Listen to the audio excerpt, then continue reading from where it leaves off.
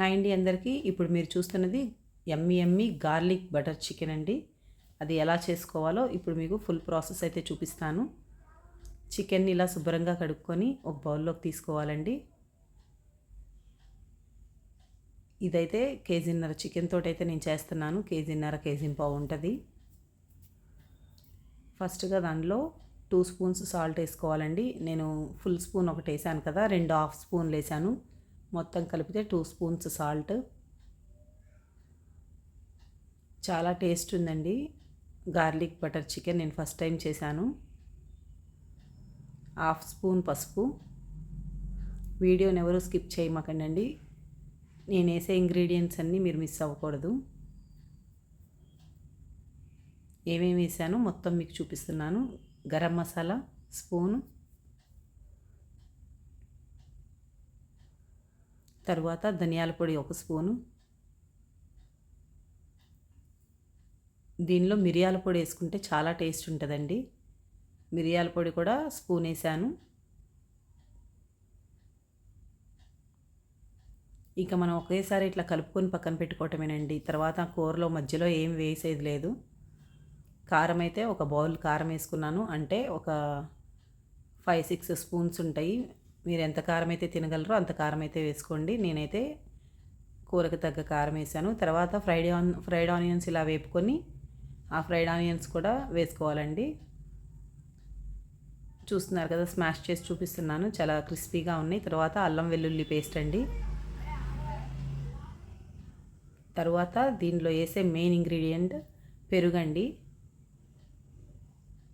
2 కప్పుల పెరుగు అయితే వేసుకున్నాను. ఎక్కువ చికెన్ క్వాంటిటీ అని చెప్పాను కదా, కేజీన్నర ఉంటుందని చెప్పాను కదా. ఇదంతా బాగా కలిసేలాగా మిక్స్ చేసుకోవాలండి. చూడండి, ఈ విధంగా మొత్తం కలిపేసుకొని పక్కకు పెట్టుకోవాలండి. మూత పెట్టుకొని ఒక అర్ధ గంట లేదంటే టైం ఉంటే ఒక 1 అవర్ మీరు మ్యారినేట్ చేసుకోవచ్చు. తర్వాత ఒక కళాయి పెట్టేసుకొని, నేనైతే నాన్ స్టిక్ ప్యాన్ వాడుతున్నానండి. అది పెట్టేసి మనం గార్లిక్ బటర్ చికెన్ అని చెప్పాం కదండి, ఫస్ట్ బటర్ అయితే వేసుకుంటున్నాను. నా దగ్గర ఇలా క్యూబ్స్ లాగా ఉన్నాయని చెప్పి ఒక 6-7 బటర్ క్యూబ్స్ అయితే వేసాను. తర్వాత ఆయిల్ అండి. ఎక్కువ క్వాంటిటీ కదండి కర్రీ వండేది, అందుకే కొంచెం ఎక్కువ ఆయిల్ అయితే వేసాను. మీరు కొంచెం చూసి దానికి తగ్గ కర్రీకి సరిపడా ఆయిల్ అయితే వేసుకోండి. గార్లిక్ కర్రీ అని చెప్పాను కదండి, చికెన్ గార్లిక్ అన్నా కదండి, బటర్ గార్లిక్. ఇలాగ వెల్లుల్లిని ఒక 2 పాయలు తీసుకొని ఇలా చిన్న చిన్న ముక్కలుగా కట్ చేసుకొని ఆ ఆయిల్లో వేసుకోవటమేనండి. ఇలా గోల్డెన్ బ్రౌన్ కలర్లోకి అయితే ఆ వెల్లుల్లి వేగాలండి. ఇప్పుడు మీకు చూపిస్తున్న విధంగా. తర్వాత మనం మ్యారినేట్ చేసుకున్న చికెన్ని ఈ ఆయిల్లో వేసేయటమేనండి. ఆల్రెడీ మనం ఈ మ్యారినేట్ చేసుకున్న చికెన్లో ఫ్రైడ్ ఆనియన్స్ వేసుకున్నాం కదండి, ఇంకా ఆనియన్స్ ఏం వేసుకోవసరం లేదు. ఇలా మొత్తం చికెన్ వేసుకొని మొత్తం కలుపుకోవాలండి.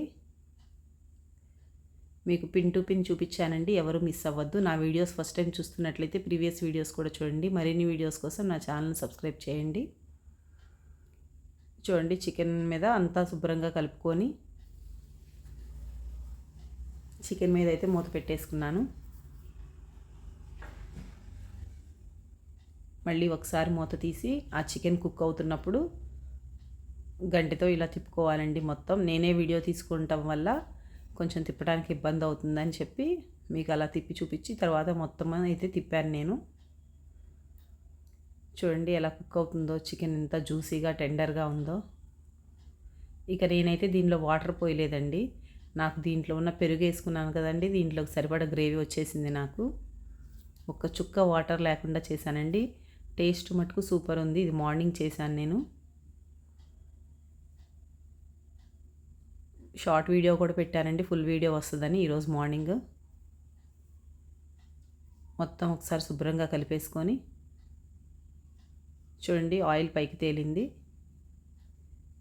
ఇప్పుడు దీనిలో కరివేపాకు, ఒక 4-5 పచ్చిమిరపకాయలు వేసుకోవాలండి. ఇలా సన్నగా కట్ చేసుకొని పచ్చిమిర్చి, ఇదంతా కలిసేలాగా మొత్తం కలుపుకోవాలండి కింద నుంచి.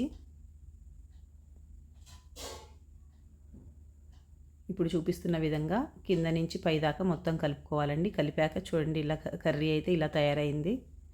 చూడండి ఆయిల్ అయితే పైకి తేలింది.